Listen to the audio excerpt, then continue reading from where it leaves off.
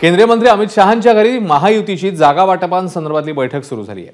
अजित पवार गटाला एक आकडी जागा मिळण्याची शक्यता व्यक्त होतीये, तर मुंबईतल्या जागा भाजपला सोडायला शिंदे गट तयार आहे असं देखील कळतंय। मुंबईत भाजप जास्त जागा लढवण्याची शक्यता व्यक्त होतीये, तर ठाणे आणि कल्याण करता मात्र शिंदेंची शिवसेना आग्रही आहे।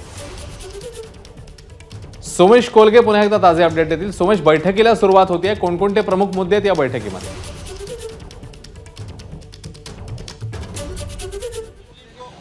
अश्विन, नवी दिल्लीमध्ये अमित शहांच्या निवासस्थानी आता बैठकीला सुरुवात झालेली आहे। या बैठकीमध्ये मुख्यमंत्री एकनाथ शिंदे, उपमुख्यमंत्री देवेंद्र फडणवीस, उपमुख्यमंत्री अजित पवार सहभागी झालेले आहेत। या बैठकीत स्वाभाविक महायुतींच्या जागांवर चर्चा सुरू आहे आणि त्यामध्ये आपल्याला जी माहिती मिळते त्यानुसार राष्ट्रवादी काँग्रेसला सिंगल डिजिट जागा मिळू शकतात, जो आकडा कदाचित 5च्या पेक्षा कमी असू शकतो। राष्ट्रवादी काँग्रेस काही जागांबाबत आग्रही आहे, त्यामुळे राष्ट्रवादी काँग्रेसमधील जी नाराजी आहे ती सुद्धा अमित शहांकडे व्यक्त केली जाणार आहे। दुसऱ्या बाजूला भारतीय जनता पक्ष हा मुंबईमध्ये गेल्या वेळेसपेक्षा जास्त जागा लढवेल। तसंच जे ठाकरेंचे आमदार एकनाथ शिंदेंसोबत आले नाहीत त्या लोकसभा जागांवर भाजप आपला उमेदवार उभं करेल असं सध्या दिसतंय। एकनाथ शिंदे यांच्या शिवसेनेला 11 ते 12 एकूण जागा दिल्या जाऊ शकतात आणि तशी चर्चा सुरू आहे।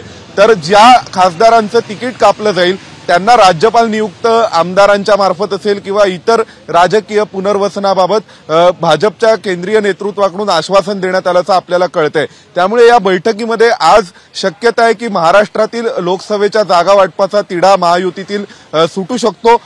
जास्तीत जास्त जागा या भारतीय जनता पक्ष लढवणार आहे। ठाण्याबाबत एकनाथ शिंदे गट आग्रही आहे, कारण ठाण्याची लोकसभा एकनाथ शिंदेंना मिळावी असा त्यांचा आग्रह दिसतोय। दुसऱ्या बाजूला ठाणे जिल्ह्यातील काही जागांविषयी विशेषतः चर्चा सुरू आहे। पूर्वी ठाणे जिल्ह्यात असलेल्या पालघर जागेबाबतही चर्चा सुरू आहे की ती जागा नेमकी कोणाला मिळायला हवी।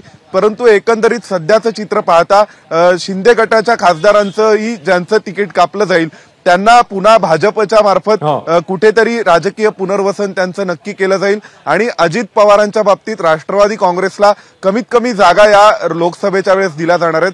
पण अशी शक्यता आहे की जास्तीत जास्त जागा मागण्याचा प्रयत्न करून पुढे मग अजित पवार गट हा विधानसभेच्या साठी काही शब्द आणि काही टर्म्स अँड कंडिशन्स या भाजपकडून फिक्स करून घेऊ शकतो। त्यामुळे आत्ताची ही बैठक अतिशय महत्वाची आहे, ज्या बैठकीमध्ये शिक्कामोर्तब होईल की महाराष्ट्रातील महायुतीच्या जागा वाटपाचा फॉर्म्युला काय असणार आहे। सध्या या बैठकीत या सगळ्या विषयांवर सविस्तर चर्चा सुरू आहे। अमित शहांच्या निवासस्थानी हे सगळे नेते याबाबत चर्चा करतायत आणि अमित शहा याविषयी चर्चा करून शेवटी एक अंतिम निर्णय हा घेतला जाणार आहे। अश्विन, सोमेश, धन्यवाद। या बैठकीवर तू लक्ष ठेवून राहाच।